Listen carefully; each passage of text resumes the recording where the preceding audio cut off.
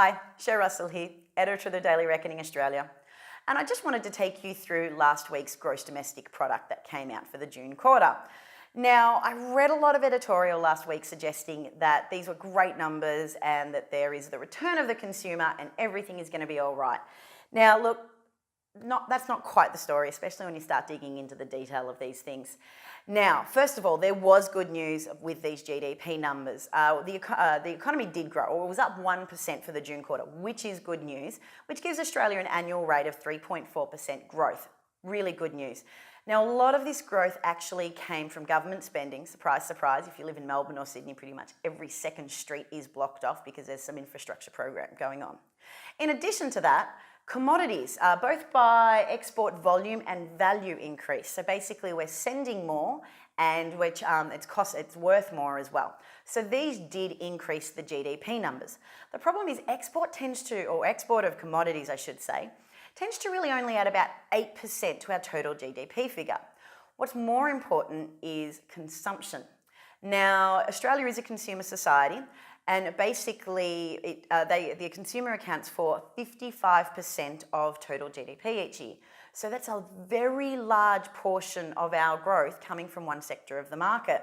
Now, it's when you start going through this consumer data or the June consumer data for GDP that we start to realise things aren't as great as the mainstream would like us to believe. Now, one of the things that, as I said before, a lot of the editorial focused on how this meant there was the return of the consumer. I actually disagree. When I started going through the numbers, it's not the return of the consumer in a discretionary spending. What we're seeing is that people are buying things they have to. So non-discretionary spending, which is your food and your financial and insurance services, for example, they rose. Now, they're not fun things to spend your money on. That's not what you want to spend your hard-earned cash on. They're things you buy to survive.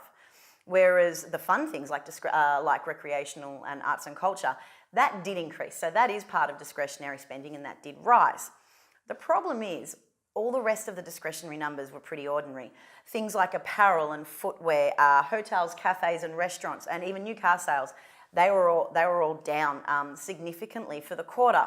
So this tells us people aren't spending their money on what they want to, but they're spending their money on the things that they need to. That's not the return of the consumer. That's telling us that people are in survival mode.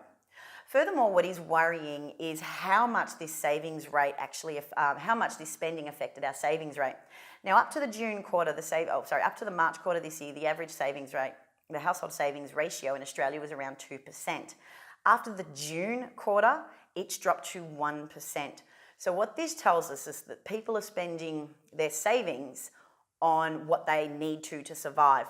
And that gives them very little buffer if something were to go wrong. So, for example, if job numbers if their hours worked were cut, or if they found themselves out of work, or if their cost of living rises through food purchases, insurances, utility bills and mortgages, all things that are happening, by the way, people don't have that buffer. That safety net is being slowly pulled out from them. And that is very worrying because it does put Australia in a very precarious position if we were to face something like a recession. That's all from me this week. I'll be back later in the week with more.